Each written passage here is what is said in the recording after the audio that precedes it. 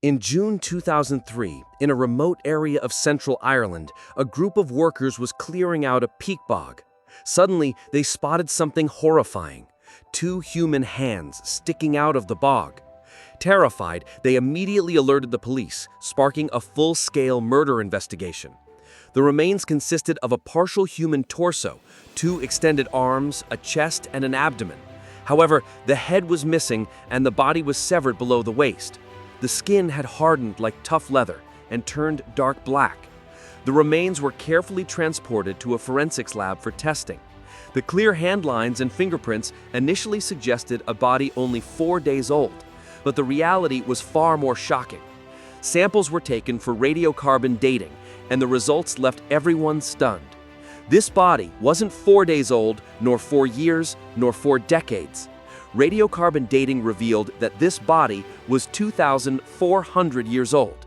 How could a body remain so remarkably intact after more than 2 millennia? Who was this individual who played such a vital role in ancient Irish royalty? Why was he killed, and what was his last meal? Welcome back to another video on Histara. This news sent shockwaves across Ireland, but it was only the beginning. Dr. Richard Shepherd, a forensic pathologist with over 20 years of experience, examined the remains and confirmed that this individual did not die of natural causes 2,400 years ago. He met an extremely gruesome end. Evidence indicated that his head and lower body were deliberately severed after death. The body held crucial clues that offered archaeologists a rare window into the lives and rituals of the ancient Irish. While his true identity remained unknown, researchers named him Old Croghan Man, as he was discovered near Croghan Hill in Central Ireland.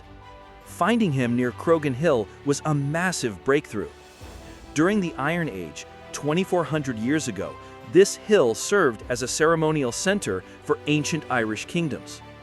Ireland was divided into various territories, each ruled by its own king.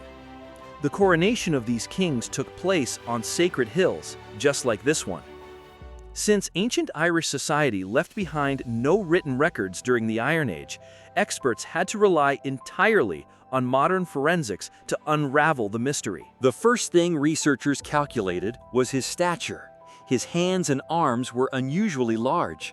While the average height of an Iron Age Irish male was about 5 feet 5 inches, Old Croghan Man stood at an impressive 6 feet 6 inches. His towering muscular build set him apart from the general population. He could have been a warrior, a farm worker, or a laborer. However, physical evidence told a very different story. Upon closer inspection, experts noticed his fingernails were manicured, clean, and neatly trimmed. This confirmed he was neither a laborer nor a working-class man, as such grooming habits were exclusive to the elite class. Furthermore, his hands bore no calluses or signs of physical labor, proving he had never engaged in hard work. Another key piece of evidence was a leather armband found on his left arm. Crafted from layered leather, it featured decorative copper alloy clips. Experts believe such armbands were worn only by high-status individuals and were tied to sun worship rituals, the metal clips representing the sun. This suggested he might have been a religious leader. At this point, investigators knew he was tall, muscular, held a high social standing, and was likely a prominent leader. The next question was, how and why was he killed? The body was recovered from a peat bog, a natural mixture of water and decaying plant matter that preserved it for 2,400 years.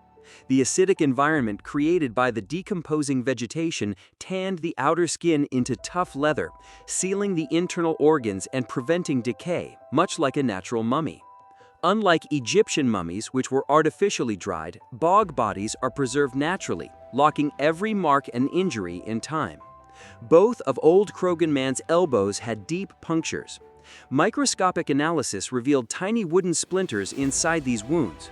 Experts believe that prior to his execution, his arms were bound tightly with twisted wooden ties, withes. One of the sharp wooden ends pierced his skin, and the bog preserved these fragments.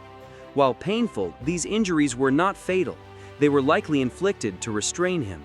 Further examination revealed a deep cut across his neck, slanted upward from the back and downward at the front. This clearly indicated he was forced onto his knees, bent forward, and struck from behind. This method pointed toward a planned ritualistic execution rather than a death in battle or an accident. Then came another bizarre injury. His left nipple had been sliced off with a knife. Shortly after, a second body was discovered in a bog in County Meath, Ireland, just a short distance away. Named Cloney Cabinman, he died during the exact same time period. The two bodies shared striking similarities. Both were naturally preserved, both lived and died around the same time, both were missing their lower halves, both had their left nipples intentionally cut off. The key to this mystery was found in writings by St. Patrick from the 5th century, written 900 years after these events. St. Patrick noted that in ancient Irish tradition, a king's nipples held deep symbolic significance, representing sovereignty. If the people wished to depose or dethrone a king, they would cut off his nipples, rendering him unfit to rule. Old Croghanman and Cloney Cabinman were not ordinary citizens or warriors. They were ancient Irish kings. Why were two kings executed around the same time? The answer lay embedded within the layers of the bog itself. Peat bogs accumulate in layers, growing roughly 1 centimeter every 12 years. Trapped within these layers are mud, plant matter, and ancient pollen, acting as a natural time capsule. Scientists extracted core samples from 2 meters deep, corresponding to 2,400 years ago, to analyze the climate and vegetation of that era. They discovered that the climate during their reigns was unusually cold and wet, leading to widespread crop failures. Instead of crop pollen, researchers found mostly wild weed pollen, proving the kingdom was suffering from severe famine and starvation. In ancient Irish tradition, the king was held personally responsible for the kingdom's prosperity and weather. If crops failed and disaster struck, the king was seen as having lost the favor of the gods. To restore balance, the people sacrificed the king, mutilating his body so he could never claim kingship again, even in the afterlife. Did old Croghanman know he was going to be sacrificed? The final proof was found in his stomach contents. His last meal consisted of simple grain bread and butter. However, chemical traces in his fingernails revealed that in the weeks leading up to his final days, his diet was rich in meat and protein. This dramatic shift suggests that once he was dethroned, his royal diet of meat was replaced with basic peasant food. The restraint marks on his arms indicate he likely resisted his fate, leading his captors to bind him securely before carrying out the sacrifices. Old Croghanman and Cloney Cabinman were tragic rulers of the Iron Age, whose reigns coincided with a catastrophic climate shift. Blamed for the starvation of their people, they were stripped of their thrones, brutally executed, and sacrificed to the bogs in a desperate bid to bring back prosperity. We hope you enjoyed this deep dive into history. Don't forget to like and share this video. And thank you for your continued support. See you in the next episode.